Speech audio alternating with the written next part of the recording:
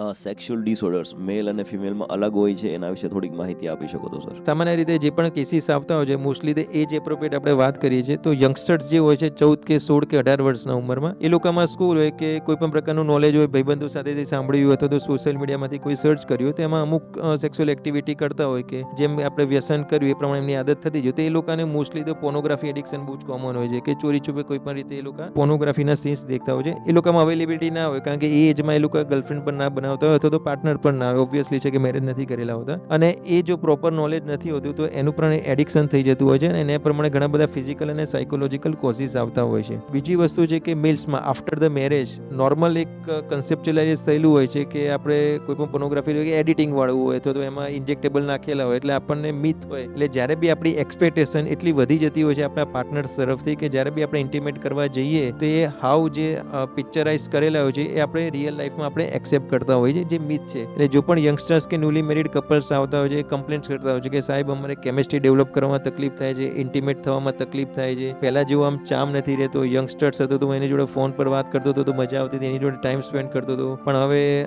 લગભગ એક ગેપ વધતો જાય છે પાર્ટનર તરફથી કમ્પ્લેન આવે કે હવે પહેલા જેવા વાતચીત નથી કરતા મને પૂછતા નથી કેમ છે શું થયું આના પરથી ખબર પડે કે કપલ વચ્ચેનું ડિસ્ટન્સ કેટલું વધતું ગયું છે લાઇફસ્ટાઇલ રિલેટેડના લીધે અને જોડે જોડે એમને ઇન્ટિમસી અને કેમિસ્ટ્રીમાં પણ ડેવલપ થતા હોય છે અને જેટલો ગેપ વધે એ પ્રમાણે ઓબ્વિયસલી આપણે સમાજમાં આજુબાજુ જોઈએ જ છે કે એક્સ્ટ્રા મેરિટલ અફેર્સ થઈ જાય.